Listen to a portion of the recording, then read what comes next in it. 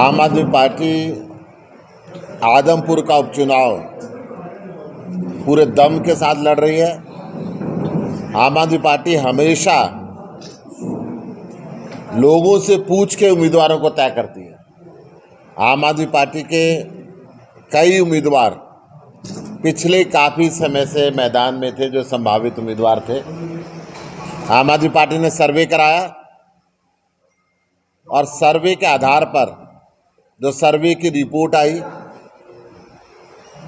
उसमें अधिकतर व्यक्तियों ने सतेंद्र सिंह जी का नाम एक ऐसे उम्मीदवार के रूप में लिया जो हमेशा जनता के बीच के अंदर रहता है। ये सारी रिपोर्ट पीएसी को भेजी और उस सर्वे के बेस पे पॉलिटिकल अफेयर कमेटी ने सतेंद्र सिंह जी के नाम को क्लियर किया है उम्मीदवार के रूप के अंदर। मैं सतेंद्र सिंह जी को शुभकामनाएं देता हूं।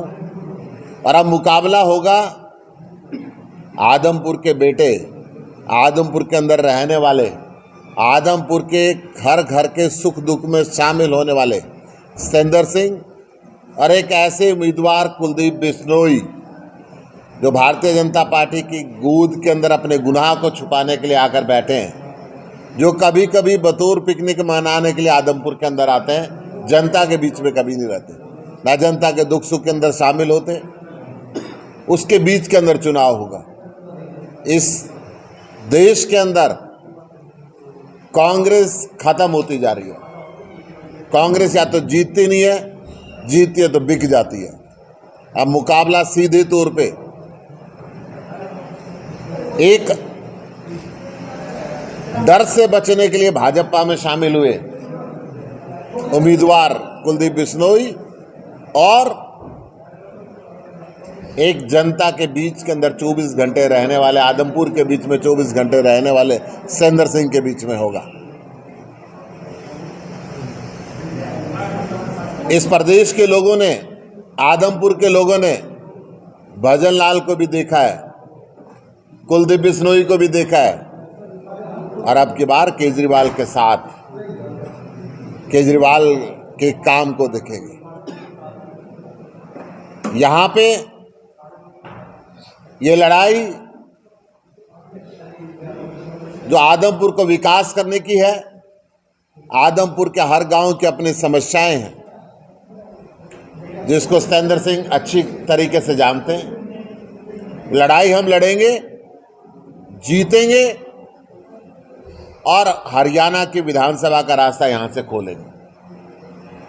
मेरे साथ में अनुराग ढांडा जी हैं, अशोक तंवर जी हैं, प्रवीण प्रभाकर जी हैं, दिनेश प्रताप जी हैं, हमारे दिल्ली से एमएलए पवन शर्मा जी हैं। आप सभी साथी, मैं अनुराग जी से बात करूंगा कि आप अपने बात रखें। तो जैसा प्रभारी जी ने अभी अनाउंस किया कि जो हमारे उम्मीदवार हैं आदमपुर से, वो सतेंद्र सिंह होंगे आम आदमी पार्टी के उम्मीदवार, और पार्टी पूरी ताकत के साथ एक ऐसे व्यक्ति को जो आदमपुर के लोगों के बीच में रहता है, ऐसे व्यक्ति को जो आदमपुर के लोगों की आवाज़ बन गया है, ऐसे व्यक्ति को जो एक आम आदमी की पहचान अब बन गया आदमपुर के अंदर, ऐसे व्यक्ति को, उस व्यक्ति के खिलाफ पूरे संघर्ष पूरी ताकत के साथ लड़ाएंगे, जो कि आज के दिन में परिवारवाद का सबसे बड़ा उदाहरण बन गया आदमपुर के अंदर, जो आदमपुर के अंदर कभी आता नहीं। आप लोगों को जानकर हैरानी होगी कि शायद कुलदीप बिश्नोई जी ने इस बार पहली बार दशहरा आदमपुर में मनाया है। वो भी इसलिए क्योंकि आदमपुर में हम लोग दशहरे पे मौजूद थे, तो कुलदीप बिश्नोई जी की मजबूरी हो गई कि उनको आदमपुर में दशहरा मनाना पड़ा। कभी तीज त्यौहार पे यहाँ होते नहीं हैं कुलदीप बिश्नोई जी। ऐसे व्यक्ति को जो अहंकार से भरा हुआ है, जो अपने कार्यकर्ताओं से बात करना पसंद नहीं करता, जो गांव में जाना पसंद नहीं करता, लोगों से मिलना पसंद नहीं करते, और जो अपनी गाड़ी से उतरते नहीं है जब आदमपुर के दौरे पे आते हैं। अखबारों में खबरें छपती हैं कि 2 दिन के दौरे पे आए कुलदीप बिश्नोई। ये 2 ऐसी शख्सियतों के बीच में और 2 ऐसी विचारधाराओं के बीच में मुकाबला होने वाला है, जहां एक तरफ वीआईपी कल्चर है, जो लोगों के बीच में आते नहीं, नेता बन के रहते हैं, अपने परिवार के नाम पे वोट मांगते हैं, और दूसरी तरफ एक आम व्यक्ति है, एक आदमपुर के आम घर से निकला हुआ एक बेटा है, जो लोगों के बीच में रहता है, उनकी समस्याएं हर पल हर वक्त सुनता रहता है। आजकल आदमपुर में एक चर्चा और भी चल रही है, जो अभी सुशील जी ने भी बताया कि एक चर्चा आदमपुर में आजकल चल रही है कि भजन लाल भी देख लियो, कुलदीप भी देख लियो, अब की बार केजरीवाल ने देखा। तो ये एक चर्चा आम है और इस बार लोग इसी लाइन पर, इसी सोच के साथ अरविंद केजरीवाल जी की विचारधारा को, आम आदमी पार्टी को अपना करके देखेंगे और उनको पता चलेगा कि किस तरीके से अपना स्थानीय विधायक होने का, एक लोकल विधायक जो लोगों के बीच रहता है, उसके होने के क्या क्या फ़ायदे होते हैं, ये पता चलेगा। पूरी ताकत के साथ हमारे कई सारे विधायक दिल्ली से भी, पंजाब से भी इस चुनाव प्रचार में शामिल होंगे। हमारे सीनियर लीडर्स भी समय समय पर इस चुनाव प्रचार में शामिल होंगे और हम पूरी मजबूती से इस चुनाव को लड़ेंगे और दादालाई तोड़ेंगे। इस बार आदमपुर के अंदर आम व्यक्ति, आम आदमी की आवाज़ आदमपुर पे इस बार सुनी जाएगी। सत्येंद्र सिंह उसकी पहचान है, वो इस आवाज़ को बुलंद करेंगे और लोगों की आवाज़ को बुलंद करेंगे। नॉमिनेशन कब किया जाएगा और कौन कौन लोग मौजूद हैं? उसकी आगे की जानकारी हम रणनीति बना करके, बातचीत करके वो आप सब लोगों के साथ साझा करेंगे। और जैसा मैंने कहा कि पार्टी अपनी पूरी ताकत के साथ लड़ेगी, तो हर इवेंट, हर जो समय, हर पॉइंट जो है वो बहुत अहम होगा इस चुनाव में। और आज के बाद से कुलदीप बिश्नोई जी की नींद उड़नी शुरू हो गई है। अब हमको देखना ही है, हमारी नज़र इस बात पर है कि किस तरीके से जो दूसरी पार्टियां हैं, चाहे वो कांग्रेस हो, चाहे वो इनेलो हो, क्या वो इस चुनाव में पहले जैसे फिक्सिंग करते थे उसी तरह से फिक्सिंग करके कुलदीप बिश्नोई जी की मदद करने का काम करेंगे। ये आप लोग भी नज़र रखिएगा कि किस तरह के, किस कैंडिडेट को वो अनाउंस करते हैं और उस कैंडिडेट को अनाउंस करके किसका वोट काट के किसको फ़ायदा पहुंचाना चाहते हैं। ये नज़र रखना बहुत ज़रूरी है कांग्रेस और इनेलो पे कि क्या अंदर खाने जो मिलीभगत पहले चलती आई आदमपुर में, क्या ये दोनों पार्टियां उसी मिलीभगत को आगे बढ़ा करके आम आदमी पार्टी का वोट काट के कहीं फ़ायदा पहुंचाने की कोशिश कुलदीप बिश्नोई जी को करेंगे, या फिर जो सच्ची लड़ाई आदमपुर की है उसमें सहयोग करेंगे, उसमें मदद करेंगे। सुशील जी से पूछना चाहेंगे, सबसे पहले कैंडिडेट घोषित करने का क्या फ़ायदा लगता है, क्या फ़ायदा होगा? आम आदमी पार्टी नंबर 1 है, हिंदुस्तान को नंबर 1 बनाने की बात कर रही है। India make India number 1 launch किया है, तो सबसे एडवांस में तो रहता ही है। एसवाईएल के पानी की बहुत जरूरत है आदमपुर को, आम आदमी पार्टी का क्या नजरिया है? इस देश के अंदर पानी की कमी है और पानी हर राज्य को चाहिए। पानी हरियाणा को चाहिए, पानी दिल्ली को चाहिए, राजस्थान को चाहिए, पंजाब को चाहिए, गुजरात को चाहिए, हिमाचल को चाहिए। केंद्र सरकार की ड्यूटी बनती है सबको उसके हिस्से का पानी दिलाए। प्रधानमंत्री जी की ड्यूटी बनती है। अरविंद केजरीवाल जी ने कहा था अगर उनके पास हल नहीं है तो उनको चाय पे बुलाएं, वो हल बताएंगे। कौन से मुद्दों के साथ आम आदमी पार्टी आदमपुर के उपचुनाव में उतरेगी? अच्छा शासन, लोगों की समस्याओं को दूर करना, अच्छी शिक्षा, अच्छी चिकित्सा। लगातार सवाल उठता चला जा रहा है कि हेलीकॉप्टर लैंडिंग से जो है सत्येंद्र सिंह को पार्टी ज्वाइन करवाई गई। क्या पार्टी के पुराने कार्यकर्ताओं में से कोई काबिल चेहरा जो है आम आदमी पार्टी नहीं चुन सकती? देखिए, सारे जितने भी हमारे संभावित उम्मीदवार हैं, हमारे यहाँ पे चयन प्रक्रिया बहुत आसान होती है, बहुत सिंपल होती है। हम जितने भी संभावित उम्मीदवार चुनाव अनाउंस होने से पहले मौजूद थे, उन सभी का सर्वे आदमपुर के अंदर हुआ है। और सत्येंद्र सिंह आम आदमी पार्टी के उम्मीदवार नहीं है, सत्येंद्र सिंह आदमपुर के उम्मीदवार हैं। आदमपुर ने उनको चुना है कि इस लड़ाई में, जिसमें एक ऐसे अहंकारी व्यक्ति को हराना है जो कॉन्स्टिट्यूएंसी के अंदर कभी आता नहीं, जिसने 24 साल में कोई काम नहीं करवाया, उसके सामने अगर आदमपुर का एक आम व्यक्ति हो तो कौन है जो रिप्रेजेंट कर सकता है आदमपुर को। ये सवाल हमने आदमपुर के लोगों से पूछा था और ये चयन आदमपुर के लोगों ने किया है। आम आदमी पार्टी की हमेशा ये परंपरा और इतिहास रहा है कि हम लोगों से पूछ करके अपने फैसले करते हैं। आदमपुर की जनता ने जिसको हमारा उम्मीदवार बनाया, वही जनता आदमपुर में सत्येंद्र सिंह को विधायक बनाएगी और आम आदमी पार्टी का पहला विधायक आदमपुर से आएगा। इसी परिपाटी में चल रही है कि दूसरी पार्टी से इंपोर्ट किया कैंडिडेट और उसके बाकी पार्टी भी यही कर रही है, आपने भी वही किया। आम आदमी पार्टी कभी किसी कंडीशन पे किसी को ज्वाइनिंग नहीं कराती। आम आदमी पार्टी सर्वे के बेस पे चलती है और सर्वे के बेस पे यहाँ चली है। अशोक जी, स्कूलों का जो मुद्दा है वो आप लोगों ने सबसे पहले उठाया, तो क्या ये आपको लगता है कि आदमपुर के उपचुनाव में एक बड़ा मुद्दा बन गया? देखिए, लड़ाई तो इसी बात की है जो हम कह रहे हैं कि एक ऐसा व्यक्ति जो समस्याओं को जानता नहीं है, जो कॉन्स्टिट्यूएंसी में आता नहीं है, कॉन्स्टिट्यूएंसी के बच्चे को अपना बच्चा नहीं समझता है। वो वैसे तो कहने को कहते हैं कि आदमपुर परिवार है मेरा, लेकिन जो बच्चियां स्कूलों के बाहर बैठी हैं, जो बच्चे अपने लिए टीचर मांग रहे हैं, उनको कभी परिवार माना क्या? उनके बच्चे तो विदेश में पढ़े हैं। लेकिन इन बच्चों का क्या जिनको सरकारी स्कूलों में बहुत ही मिनिमल रिक्वायरमेंट के साथ शिक्षा मिलती थी, उनकी शिक्षा का अधिकार छीन लिया इन लोगों ने। सरकारी स्कूल बंद करने का काम किया, कभी उनको संभाला नहीं, कभी उनकी बात नहीं की। आज आदमपुर का एक ऐसा आम व्यक्ति सामने बन के आया, आम आदमी पार्टी का उम्मीदवार, जो इन लोगों के बीच में रहता है, इनकी समस्याओं को उठाता है। अगर गांव में किसी का दुख दर्द हो उसमें शामिल होता है, किसी खुशी में शामिल होता है, कोई समस्या है उनको सुनता है, जानता है।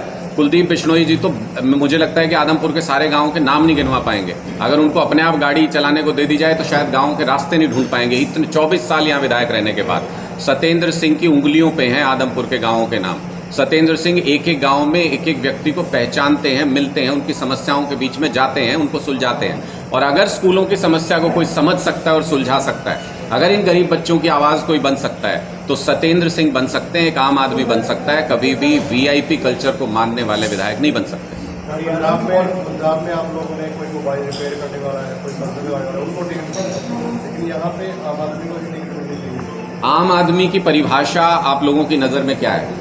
आम आदमी वो होता है जो वीआईपी कल्चर का इस्तेमाल नहीं करता है। आम आदमी वो होता है जो अपनी मेहनत की कमाई के साथ अपना गुजारा करता है। वो अमीर भी हो सकता है, वो गरीब भी हो सकता है, वो किसी भी जाति से हो सकता है, वो किसी भी धर्म से हो सकता है। आम आदमी की श्रेणी में वो आते हैं। और ख़ास आदमी की श्रेणी में कौन आते हैं? जो अपने परिवार के नाम पे वोट मांगते हों। खास आदमी की श्रेणी में कौन आते हैं? जो लोगों से मिलना जुलना पसंद नहीं करते हो, वीआईपी कल्चर में रहते हो, जिनके ऊपर 200 करोड़ का इनकम टैक्स का केस चल रहा हो, जो उस केस को सेटल करने के लिए पार्टियां बदलते हों। ऐसे लोग खास आदमी की श्रेणी में आते हैं। आम आदमी की श्रेणी में हर वो व्यक्ति आता है जिसने ईमानदारी के साथ अपना काम करके अपना गुजारा किया, अपना घर बसाया, अपने पैसे कमाए और अपनी मेहनत कर रहा है। तो मुझे लगता है कि सत्येंद्र सिंह आम आदमी की परिभाषा में बिल्कुल फिट बैठते हैं और कुलदीप बिश्नोई वीआईपी की परिभाषा में बिल्कुल फिट बैठते हैं। एक बार अशोक तंवर जी समझ अपनी बात रख लेंगे। अशोक जी, आपसे सवाल करते हैं, फ्री का जो नारा है आम आदमी पार्टी का, इससे कितना फायदा देखते हैं? देखिए, सबसे पहले तो मैं अरविंद केजरीवाल जी का और पीएसी का बहुत बहुत धन्यवाद करता हूं कि एक अच्छे और संघर्षशील उम्मीदवार को, जो लंबे दशक, करीबन 1 दशक से अगर कोई आदमपुर में सबसे ज़्यादा सक्रिय है लोगों के बीच में तो वो सत्येंद्र सिंह है।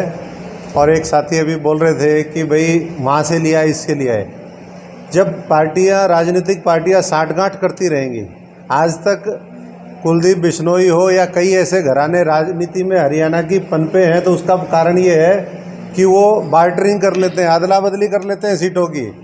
अरविंद जी, ऐसा नहीं कि अरविंद जी उनको नहीं जानते थे या वो अरविंद जी को नहीं जानते थे। अरविंद जी भी ये कर सकते थे, आम आदमी पार्टी भी ये कर सकती थी, लेकिन उन्होंने नहीं किया। 2012 का लोकसभा चुनाव, उसके बाद के विधानसभा चुनाव जितने भी हुए, उसमें मैं समझता हूं कि सेटिंग के माध्यम से जीतते रहे। पहली बार एक सशक्त उम्मीदवार, और भाजपा ने भी यही किया। पिछली बार अगर टिकट कटी सत्येंद्र सिंह की, लेके क्यों आए थे उनको कि भाई हम चुनाव लड़वाएंगे, लेकिन सेटिंग करी, फिर वो कर दिया।